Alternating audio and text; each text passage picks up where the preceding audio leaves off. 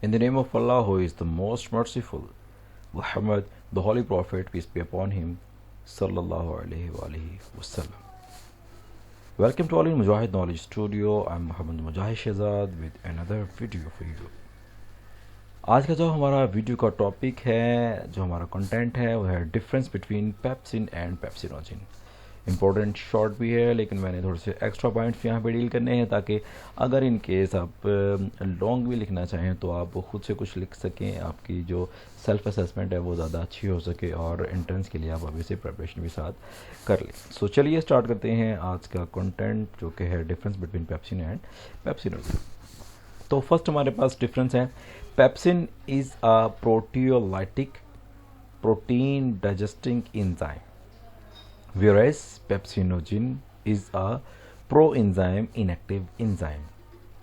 It's mean कि zone सा pepsin है वो प्रोटियोलाइटिक एंजाइम है, ऐसा एंजाइम है जो प्रोटीन को डाइजेस्ट करता है, लेकिन जोन सा पेप्सिनोजिन है वो एंजाइम नहीं है, वो प्रो एंजाइम है और इनएक्टिव फॉर्म है एंजाइम की।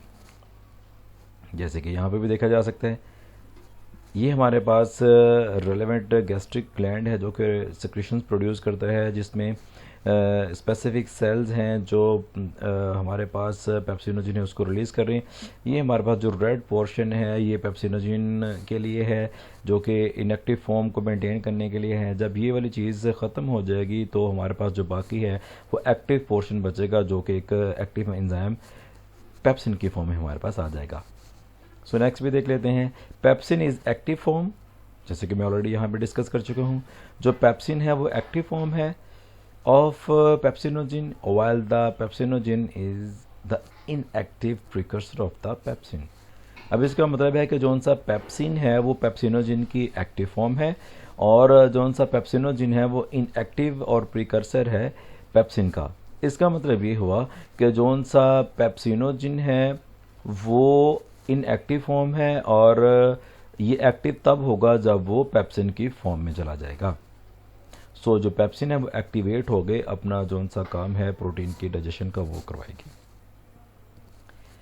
नेक्स्ट हमारे पास पॉइंट है, unlike pepsin, pepsinogen is secreted by chief sales.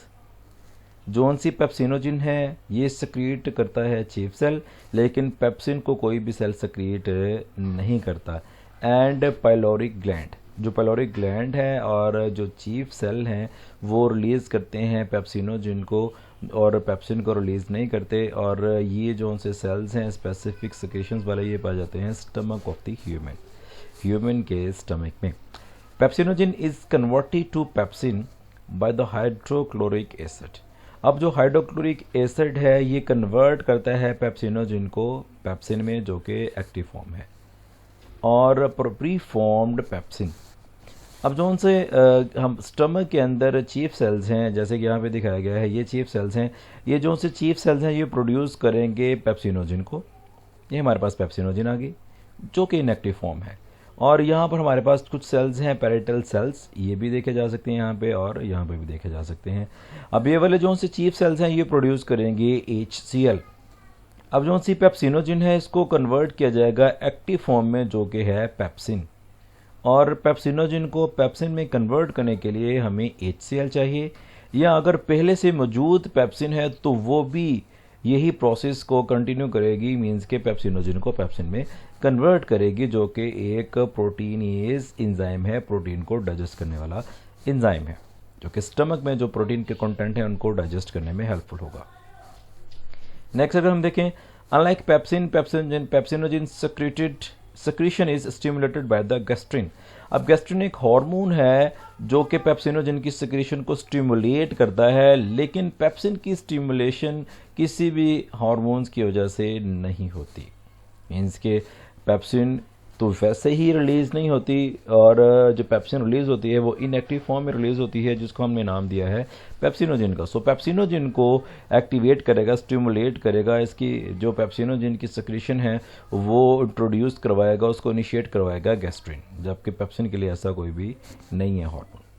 Next है जी, pepsinogen is stable in both neutral and alkaline solution, where is pepsin is not. जौन सी पेप्सिनोजिन है इसको जो गैस्ट्रिक ग्लैंड है इसलिए पेप्सिनोजन को रिलीज़ करते हैं क्योंकि ये स्टेबल रहती है, जो न्यूट्रल इन्वायरमेंट हो या अल्कलाइन, दोनों की फॉर्म में ये अपने आप को स्टेबल रखेगी। लेकिन जो सी पेप्सिन है वो अपने आप को स्टेबल नहीं रख पाती, इसलिए जो सा गैस्ट्रिक ग्लैंड है पेप्सिनोजन को रिलीज़ करता है, डायरेक्ट पेप्सिन को रिलीज़ नहीं करता। नेक्स्ट अगर हम देखें, unlike pepsinogen, pepsin can hydrolyse protein. Already हम स्टार्ट पे भी डिस्कस कर चुके हैं कि जो सा पेप्सिन है जस्ट वही प्रोटीन को डाइजेस्ट करेगा, हाइड्रोलाइज करेगा, पेप्सिनोजिन ये काम नहीं करेगा क्योंकि पेप्सिन एक्टिव फॉर्म है और पेप्सिनोजिन इनएक्टिव फॉर्म है। Pepsin can be activated by lowering the pH of the medium. जोन सी पेप्सिन है इसको हम एक्टिवेट कर सकते हैं मीडियम की पीएच को कम करके, मीन्स के एसिडिक करके, whereas pepsinogen can not. अब जोन सी पेप्सिन है इसको एक्टिवेट करने के लिए हम जो मीडियम है उसकी जो पीएच है वो लो कर देंगे, लेकिन पेप्सिनोजिन के लिए इसका कोई इफेक्ट नहीं होगा। यहाँ पे हमारे पास इनएक्टिव फॉर्म में पेप्सिनोजिन पड़ी हुई है और अगर हम पीएच को लो कर देंगे तो जो सा इसका इनएक्टिव पोर्शन है, इसने इसको इनएक्टिव बना के रखा हुआ है, वो हो जाएगा साइड पे सेपरेट हो जाएगा और जो रिमेनिंग पोर्शन हमारे पास बचेगा वो एक्टिवेटेड एंजाइम होगा जो कि पेप्सिन होगा और वो प्रोटीन को ब्रेक करने के लिए, प्रोटीन के ऊपर काम करने के लिए, उसको हाइड्रोलाइज करने के लिए रेडी होगा।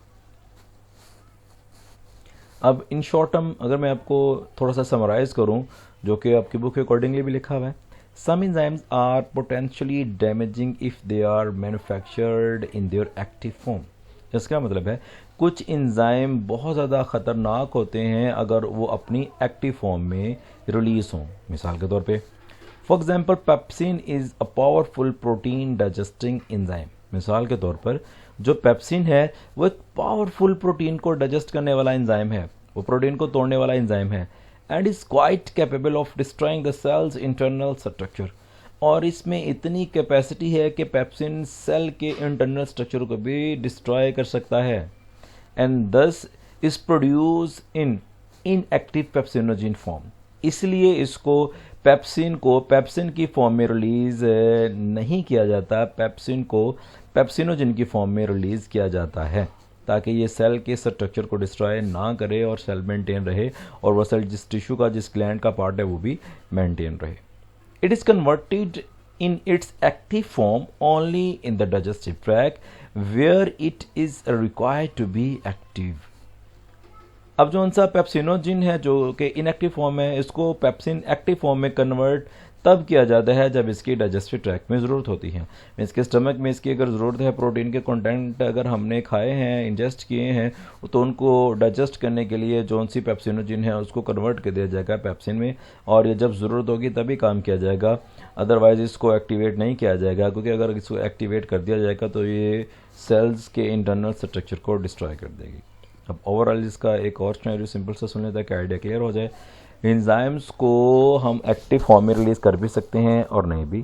कुछ एंजाइम को अगर हम एक्टिव फॉर्म में रिलीज़ करें तो वो जहाँ पे रिलीज़ होते हैं वहाँ के जो से सेल्स हैं उनके इंटरनल स्ट्रक्चर को डिस्ट्रॉय कर सकते हैं या सेल को भी डिस्ट्रॉय कर सकते हैं, डैमेज कर सकते हैं। तो इसलिए इस डैमेज के लेवल को कम करने के लिए या बचाने के लिए उनको इनएक्टिव फॉर्म में रिलीज़ किया जाता है ताकि वहाँ पर कोई भी डैमेज ना हो और जितने भी केमिकल रिएक्शंस हैं वो स्मूथली प्रोसीड करें।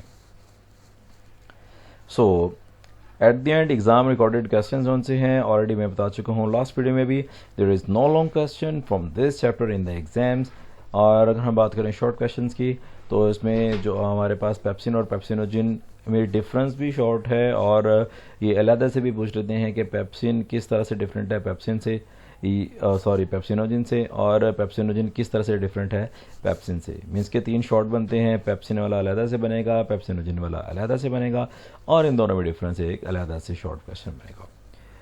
Hope for the best for the next. आज का लेक्चर कोशिश करें कि खुद भी इसको अच्छे से सुनें और अपने दोस्तों के साथ शेयर भी करें, सब्सक्राइब भी करें, ताकि आपको आने वाली हर वीडियो टाइमली मिलती रहे। So wish you all the very best. अपना बहुत ज़्यादा ख्याल रखिएगा। मिलते हैं नेक्स्ट वीडियो में, तब तक के लिए अल्लाह हाफिज़।